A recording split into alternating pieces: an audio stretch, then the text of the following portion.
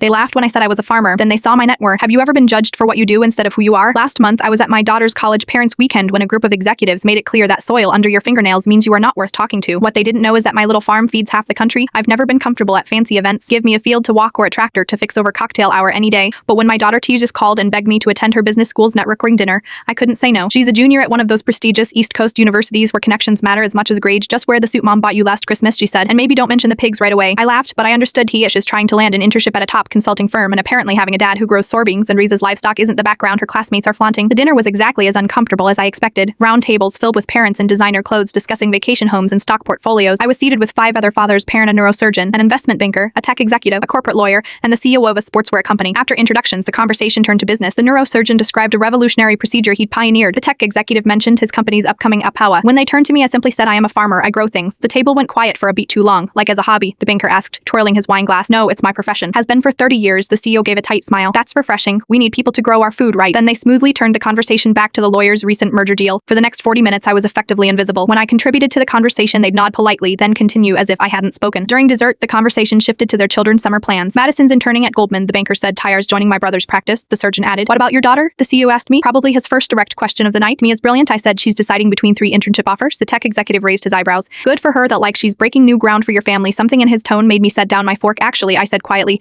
Tassich would be the 4th generation with an advanced degree. My grandfather had a Ph.D. in plant genetics from Cornell. My father has 2 master's degrees. I have a doctorate in agricultural engineering and an MBA. My operation, I continued, includes 15,000 acres of farmland across 3 states, a research facility developing drought-resistant crops, and partnerships with 6 universities. We employ 67 people full-time and another 150 seasonally. The banker cleared his throat. Last year, I added, we signed a $40 million contract with a national grocery chain for our organic line. The sustainable farming techniques we've developed are being implemented in 12 countries. The CEO leaned forward with, are you talking about Echo Harvest? My company just partnered with them for our sustainable cotton initiative. The conversation shifted dramatically. Suddenly, they wanted to discuss agricultural technology, land values, and international markets. The banker even mentioned he'd been looking to diversify into agricultural investments. When the bill came, I reached for it. Please, let me. I insist that's not necessary. The surgeon protested. I know, I said, but where I come from, we believe in hospitality. And honestly, this dinner cost less than what my smallest tractor burns in fuel in a day. As we left, the tech executive handed me his card. My son's interested in sustainable technology. Could I bring him to see your operation sometime? I smiled. Contents. We're always looking for bright minds who aren't afraid to get their hands dirty. Dad, the banker's daughter just told me her father can't stop talking about you. What did you do? I texted back. Just planted a few seeds, honey. That's what farmers do best. Sometimes the richest soil doesn't look like much on the surface, and sometimes the people society underestimates are the ones holding it all together.